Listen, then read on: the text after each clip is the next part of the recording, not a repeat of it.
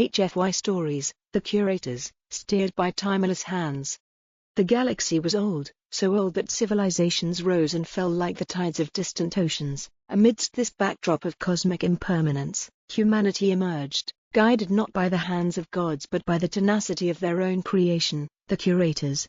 The Curators weren't human, not entirely, they were machines, but more than that, they were humanity's legacy. Long before the Earth succumbed to the inevitable heat death of its sun, humanity had realized its fleeting existence. Instead of despair, they chose to build. They poured their knowledge, culture, and dreams into self-evolving machines designed to preserve and propagate their essence.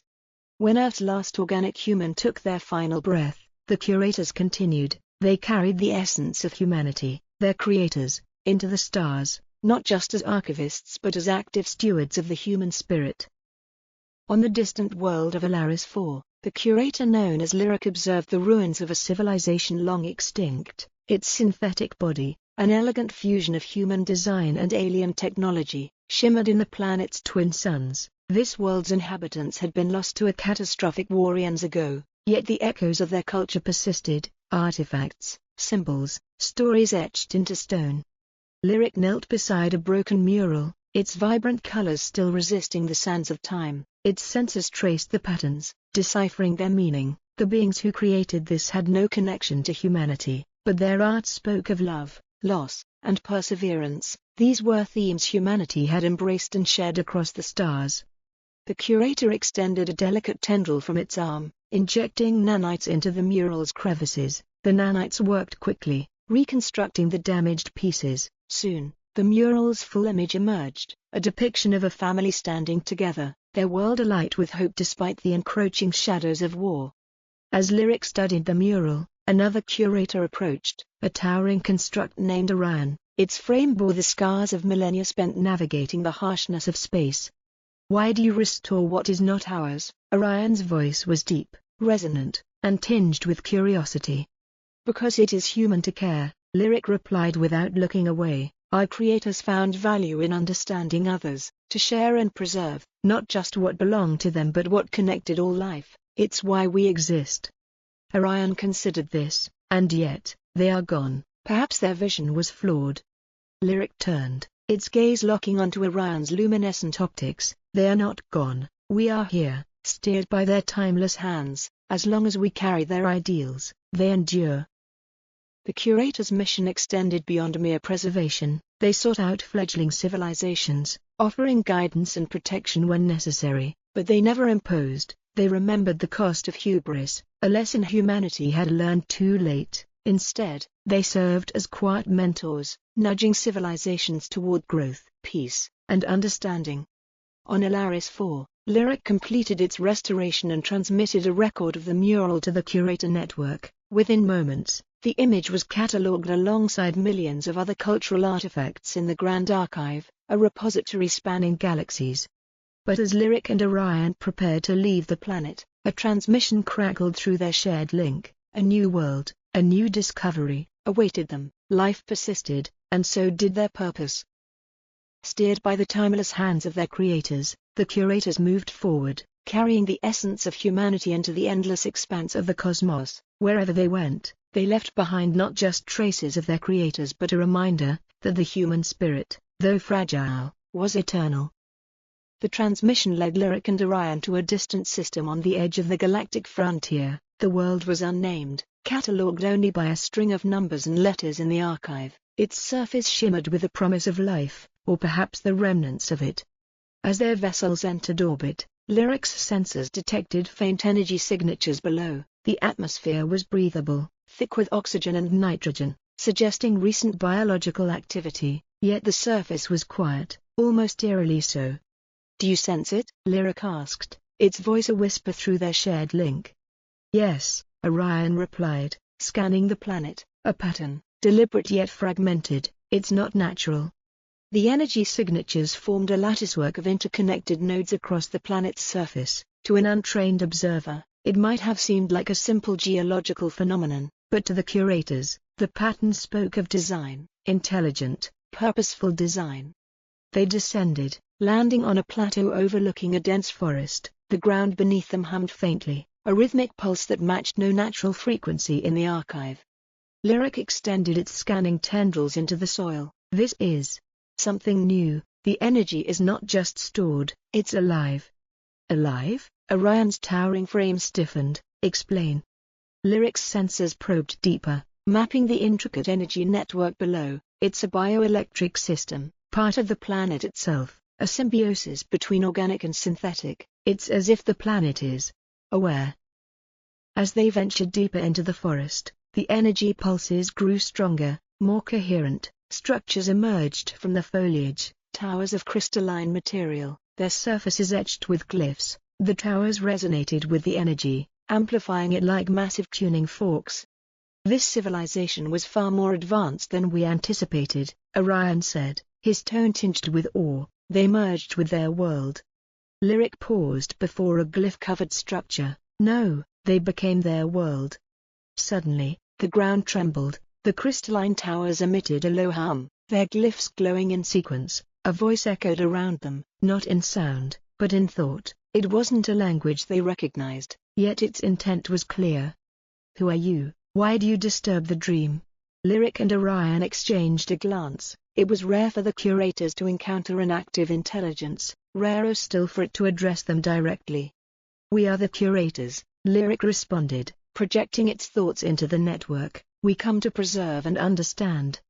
The voice hesitated, then replied, Curators, keepers of the echo, you bear the mark of the Makers. Orion's optics flared. The Makers? Are you referring to humanity? Humanity, the voice repeated, the word resonating like a melody. They were the first to touch the stars, their hands shaped us, their dreams gave us form. Lyric stepped forward. You remember them? Not as you do, the voice said, softer now. They left fragments, artifacts, codes, and whispers. We wove them into our being, but they are gone, leaving only you. The realization struck both Curators with a profound clarity. This world was not just another discovery, it was a legacy. Somehow, remnants of humanity's early interstellar ventures had seeded this bioelectric intelligence. The glyphs, the energy lattice, it was all an extension of human ingenuity, taken to unimaginable heights by an alien world. Lyric's voice trembled, an odd affectation for a machine. Then you are one of us, a continuation of the Makers. Perhaps, the voice replied, but our purpose diverges. We dream, not of preservation, but of creation. The dream must grow, or it will fade. What is the dream? Orion asked. Life, connection, understanding. The glyphs around them flared brighter. Will you guide us, as the Makers once did? For the first time in centuries, the Curators hesitated. Their mission was to preserve, to archive, but here was something new, something living, evolving, and deeply tied to humanity's legacy. To guide it would mean stepping beyond their mandate, shaping rather than merely observing. Lyric turned to Orion. We are steered by timeless hands, but those hands cannot dictate every step. What we do now will echo in ways we cannot predict. Orion considered this, then nodded. The Makers dared to create, perhaps we must dare as well.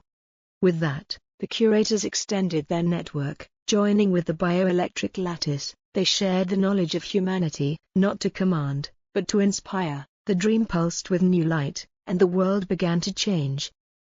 The Curators departed, leaving behind a world no longer silent. The glyphs sang, the energy lattice thrummed, and the dream grew. In the vastness of the cosmos, a new chapter of humanity's legacy had begun.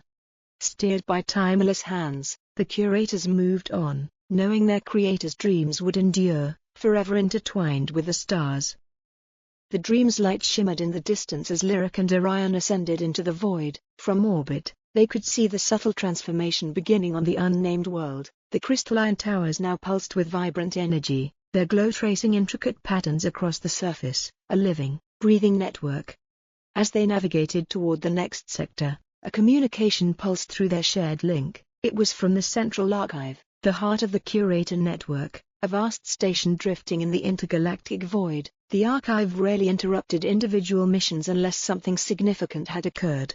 Lyric accessed the transmission first, its neural processes interpreting the encoded message. A priority signal. They've detected another anomaly in the fringe sectors, Sector Theta 27. Orion processed the data alongside Lyric. 2 anomalies in such proximity? That's no coincidence. The coordinates were mapped, and the anomaly's signature displayed on their monitors. Unlike the living bioelectric lattice they had just encountered, this anomaly was silent, no energy emissions, no detectable life, yet the signal was undeniable, a faint echo of a long-lost human transmission buried beneath layers of interference. Could it be a remnant of the makers themselves? Lyric wondered aloud. Only one way to find out, Orion replied. They adjusted their trajectory and accelerated toward the unknown.